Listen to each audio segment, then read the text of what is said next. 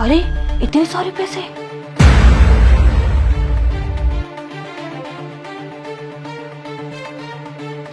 दीदी ये पैसे, वो मैं सोफे के नीचे झाड़ू लगा रही थी तो मुझे इतने सारे पैसे मिले। ये पैसे? पर ये पैसे तो मेरे नहीं है। आपके नहीं है तो फिर दीदी ये पैसे ना तेरे होंगे।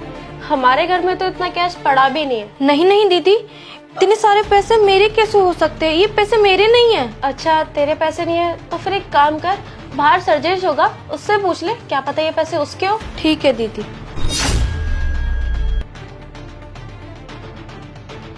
हाँ हाँ शर्मा जी, हाँ बिल्कुल टेंशन मत लो। साहब शर्मा जी मैं अभी आपको 1 मिनट में कॉल करता हूँ। हाँ क्या हुआ? साहब, झाड़ू लगाते समय मुझे ये पैसे सोफे के नीचे से मिले, शायद आपके गिर गए होंगे। अरे नहीं नहीं कुसुम, ये पैसे मेरे नहीं है, और इतना कैश तो लेकर मैं कभी घर आया ही नहीं। साहब आपके पैसे नहीं है तो ये पैसे किसके हैं फिर? तुमने दीपिका से पूछा? शायद उसके हों। हाँ साहब, मैंने दीदी से भी पूछा, उन्होंने भी मना कर दिया। तो फिर तुम्हारे ही होंगे, तुम रख लो इनको। नहीं साहब, मेरे नहीं है ये पैसे। 1 मिनट, मेरा कॉल आ रहा है। तुम्हारे पैसे को रख लो। नहीं साहब।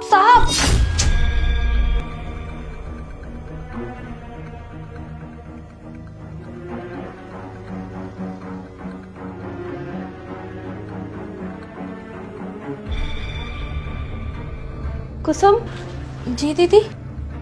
ये पैसे रख।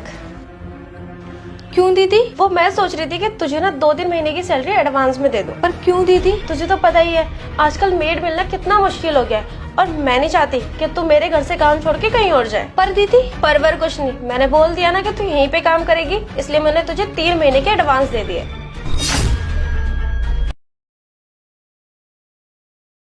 दीदी हाँ मुझे पता है आप लोग ये जानबूझ के कर रहे हो और मुझे पैसे दिए जा रहे हो, लेकिन ऐसा क्यों कर रहे हैं आप?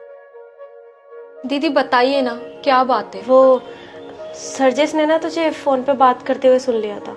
हेलो दीदी, आपने पैसे का इंतजाम कर लिया है ना? हाँ छोटी, पैसों का इंतजाम हो गया है, तू चिंता मत कर। अभी 1 हफ्ता है ना शादी में, मैं जल्दी से आ जाऊंगी और पूरे पैसे लेके आ जाऊंगी। तू बस अपना ध्यान रख। ठीक है, फिर तो आप पैसे लेके जल्दी आ जाइए। यहाँ शादी का बहुत सारा सामान भी खरीदना है, और आपको पता है ना शादी में केवल 1 ही हफ्ता बचा है। ठीक है चल मैं रखती हूँ। ठीक है दीदी।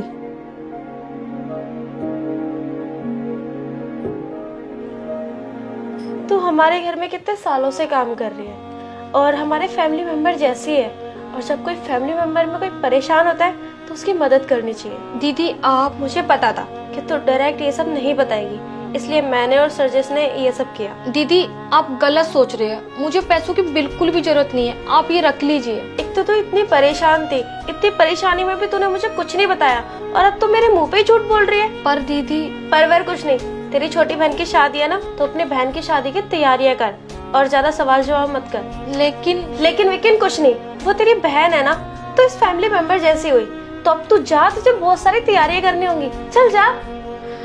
दीदी